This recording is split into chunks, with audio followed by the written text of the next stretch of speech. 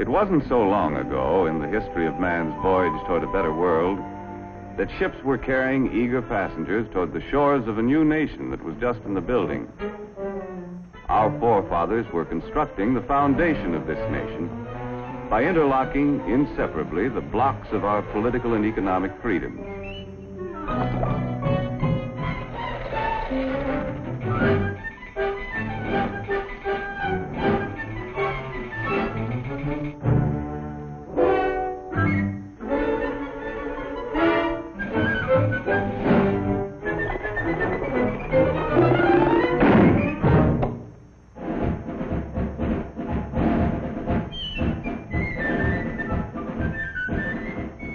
Life our forefathers established on this foundation of freedoms drew people from the far corners of the earth, and all those who set foot on these shores had the opportunity to build a better life for themselves. Even young Jonathan, an unskilled lad from across the sea, hoped to find a job where he could progress according to his ability and enterprise.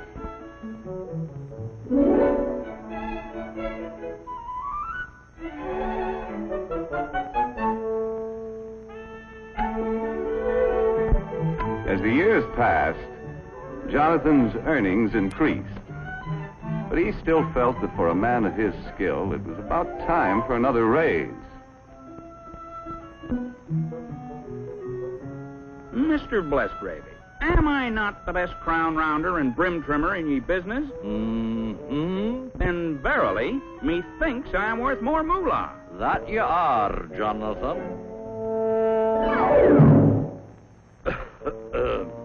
I'm sorry, lad. No raise, Mr. Blessgravy? I quit. Sales and profits down. Phooey. I could run ye business better myself. Hey, why not? My own business. All you need's a little capital, a little push, and an idea. Yeah, an idea. Let's see. So I said to him, I wouldn't wear that hat to a dog fight. Why, there isn't a decent hat in the entire village. And such prices. Imagine paying that much for a poke bonnet. Why, it was an awful thing. Why not? Women's hats. My own business.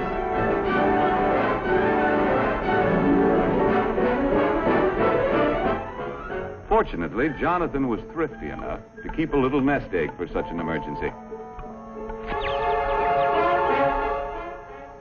Well, the cost of the building took care of the nest egg. And there was nothing left to pay for the necessary tools and equipment.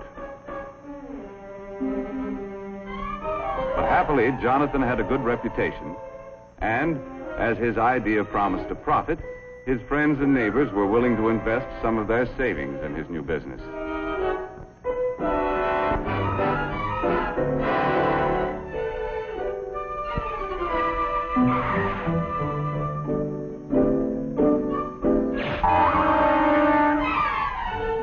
In the nick of time, an enterprising chap showed up with the raw materials to make hats. And before long, Jonathan was open for business. First, he had to advertise. Shop at Bonton, it's the spot. 12 new hat styles, that's a lot. Ladies, get that new hat thrill. 30 days to pay your bill. As an expert salesman, Jonathan demonstrated the superior style and quality of his product. He set a price for his creations that the consumer was willing to pay, and sales dollars poured in from satisfied customers. Jonathan had big dreams of the wonderful rewards of being in business for himself. But before he could buy what he wanted, his employees' wages had to be paid. He had to pay taxes.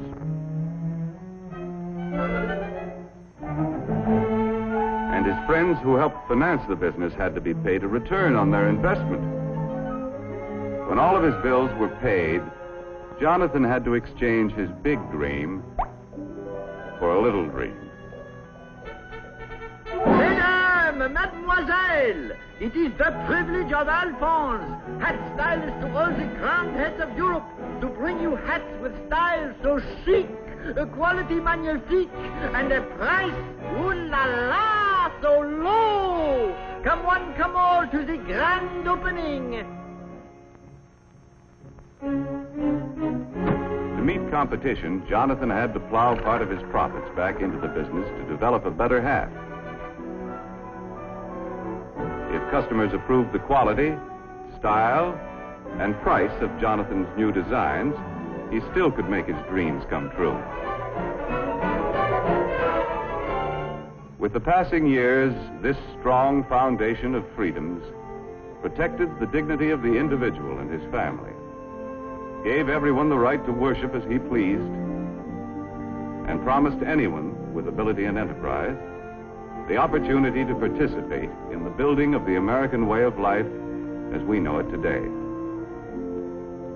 A way of life that depends upon millions of thrifty Americans who send a portion of their savings to work in our business system each year. People from all walks of life, workers, farmers, housewives, all of us send our dollars to work in our business system in the hope of earning dividends or interest on our investments.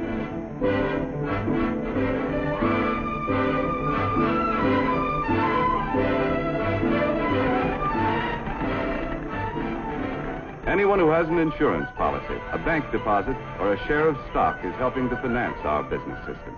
A constant stream of savings dollars must flow into big and small business each year. These dollars help to buy the land, the buildings, the tools and equipment, and create new job opportunities for our expanding population. The goods we produce are distributed to main streets all over the country. While the Main Street of today doesn't look much like the Main Street of Jonathan's time, the principles of our business system remain the same. For businessmen still compete with one another for the consumer's supply of spendable dollars. And Mrs. Consumer is still mighty critical of everything she buys. Uh-oh, competition.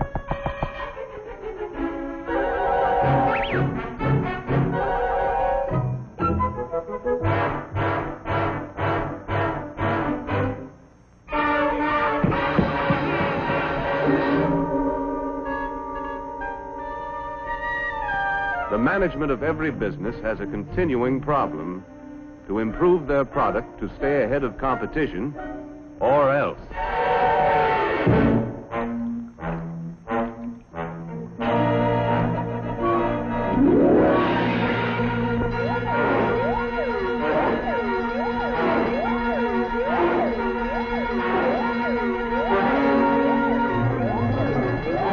Okay, men, this is it. Quick Chill's got the ball. We've got to get it back. Give them that new product play. More style, better quality, new features, and at the right price. Hit the line, men. Let's go. Micrometer, wrench, file, caliper, slide rule,